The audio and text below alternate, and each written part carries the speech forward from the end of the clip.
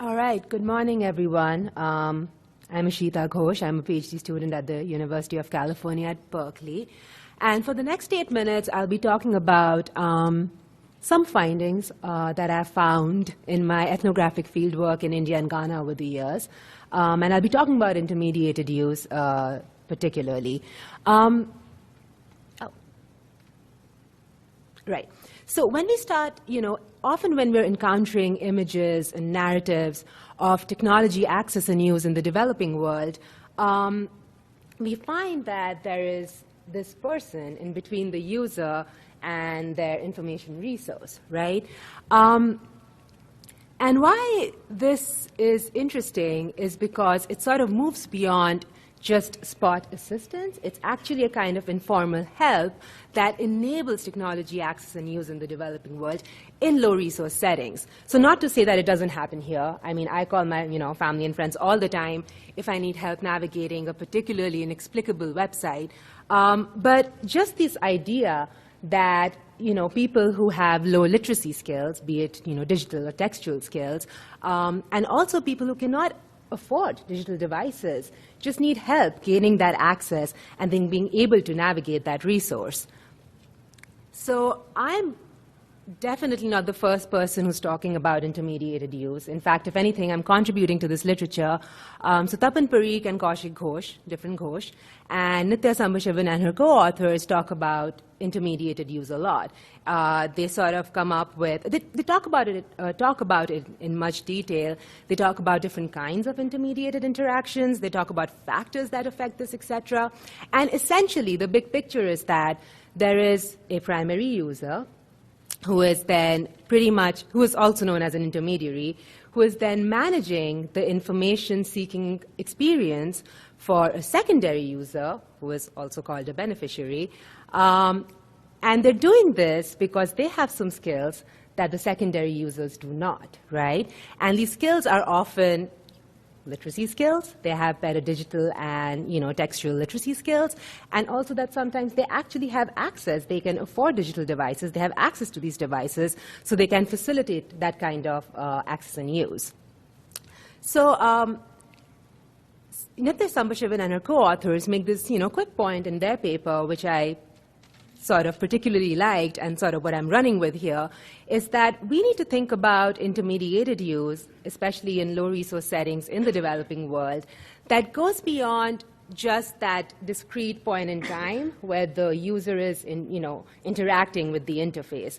So we need to think about the larger sociotechnical workflow, and that's what I was kind of interested in. It's just something that I was recognizing in my fieldwork anyway. And this sort of contextualizing intermediated use in that sense, to really think about the larger socio-technical workflow, and also the range and scope of informal practices that help accomplish this kind of intermediated use, right? So I'll talk about 2 different cases from my fieldwork. So the first one is when I'm thinking about intermediation outside of this interface interaction that I just spoke about. And this example comes from my fieldwork in New Delhi in India back in 2012, where I was studying mobile banking. And I was especially looking at the mobile banking agents, right, who kind of double up as the human ATM that convert digital currency to physical currency and vice versa. So the example that I particularly found very evocative was that these agents would often run to the closest bank branch, steal some deposit slips, come back to their shop, and when customers would walk in to do mobile banking transactions, they would ask them to fill them in, and then they would sign it and stamp it with their seal. And in doing this, they were actually simulating this very familiar banking process that was routine in formal bank branches, but which actually had no legitimacy in this case. The bank had nothing to do with this mobile banking transaction. But what it achieved was that it reassured customers who were unable to parse SMS receipts, right? And it also communicated process feedback to them, right? So in that sense, there was some mitigating of this new system, right, this new mobile money system that is taking place in somebody's shop, and people were like, okay, is my money going to reach its intended recipient or not? But by sort of simulating that very familiar experience, there was some kind of, process feedback being given to them, even though it was not exactly accurate. All right. The second case study, the case actually, that I want to talk about is, from my fieldwork that I did with a microfinance organization in Tema in Ghana in 2014. And here I was looking at the paper passbook as an information resource. So it's not actually a digital device, but it's an information resource. And it has content that is esoteric enough that it could warrant some intermediation, right? So essentially, the paper passbook, I mean, we all have had passbooks at some point of time in our lives, I think. But basically, it's supposed to stay with you, right? That's your document of knowing, what your account balance is at any given point in time and what your history of withdrawals and deposits have been.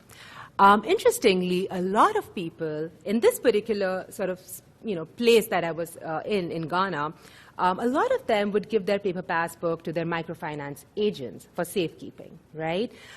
This is because they tended to work in open-air environments, so they were worried that their passbooks would get wet or soiled, so they would just give it to their agents for, for safeguarding it, right?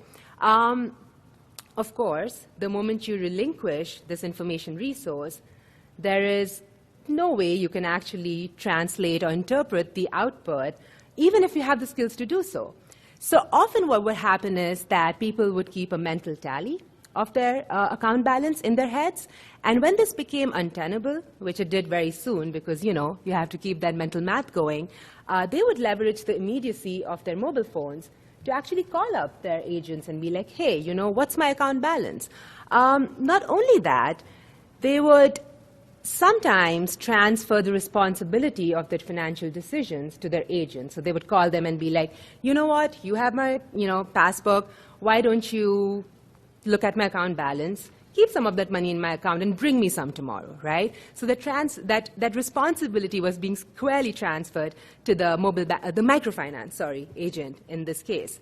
And this was interesting because, again, it was working outside the standard rubrics of that microfinance organization, at least in terms of the way the processes had been designed at the time that it was, started out, right?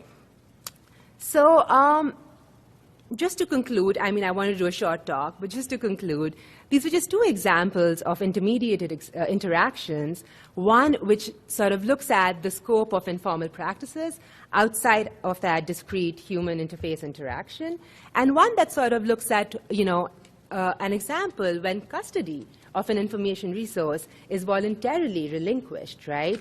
And it's useful to sort of think about them when we're thinking about existing taxonomies of intermediated interactions, just so that they can have some representation, and also because they reveal the needs of the users and the loopholes in the system, which could be exploited by opportunistic actors. So yeah, that's it. Thanks.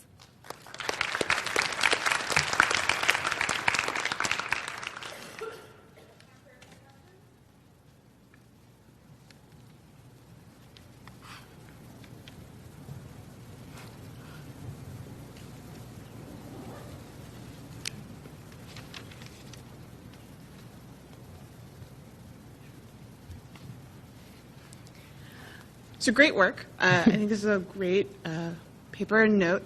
I think the question I have is a lot of times when we're talking about intermediation, we're talking about the moments of like technology, right? But actually what here you're talking about is actually the entire service encounter that a person is going to have with this like larger banking institution. And I think that actually adds an additional layer of complexity to how actually I think the previous authors that you cited talk about intermediation. Because like both Nithya and Ghosh, my understanding of those works, they're definitely talking about like the moments of technology and when people are looking at technology. But what do you think about terms of like what you're actually talking about here is those intermediaries are supporting an entire they're a node in entire networks. And I think that adds complexity to previous encounters, and like actually as part of the contribution that you're making is you're opening up some of that complicatedness and mess.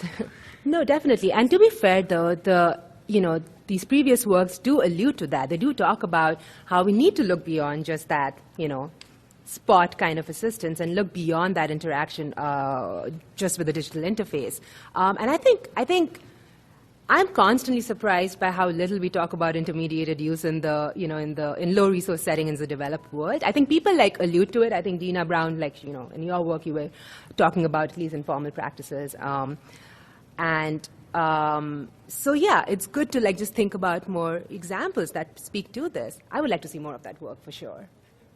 Yeah. Hi, Mary McQuiston from PayPal.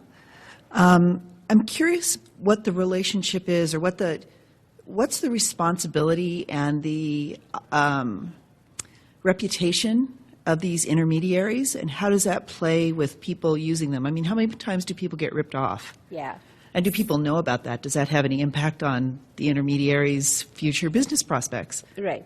So trust is obviously huge, right? And so I myself am trying to understand trust in a more nuanced, in a more conceptual way, actually. And so there are a bunch of different things. Any kind of cooperative behavior between two agents doesn't have to be just trust, right? It could be contracts. It could be a bunch of different other things. So I talk about this a little bit more in the note, actually. But eventually, the sociotechnical flow that I'm even talking about needs to talk about how people are trusting these intermediaries so that they're actually, letting them take over their information resource, for starters. And also how the more that these intermediaries are helping them, how that creates a space where such actions become more legitimate over time, right? I did not, during my fieldwork over the years, I have personally not seen myself any examples of fraud, but I've heard a lot about them through hearsay, for sure. So it exists. And that's why I think it's interesting to know about these kind of workarounds, right? Not that I say that they should not exist. I mean, intermediated interaction is a kind of informal help on its own, right? And they fundamentally enable this kind of access. So it's not that informal is necessarily bad. It's just that we need to know about the potential pitfalls of a given situation and just on a case-by-case basis evaluate them and see what, where can people get defrauded or where can people be exploited. I guess I'm going again. Yeah. So for the people that use these intermediaries, where do they fall in the economic spectrum? Generally low income, low literate, but not always, right? So that not all of them are. Sometimes people who can actually navigate through these systems themselves will be like, you know what, I don't want to risk it, it's my money. So they assume that this person, this intermediary, again, questions of trust, questions of perceived trust, they assume this intermediary has the skills to do that transaction better than them. And if something goes wrong, they can blame them. If they do it themselves, even if they have the skills to do so, they have no one to blame if they send the money to the wrong recipient, for instance. Interesting. Thank you. Yep. You're welcome.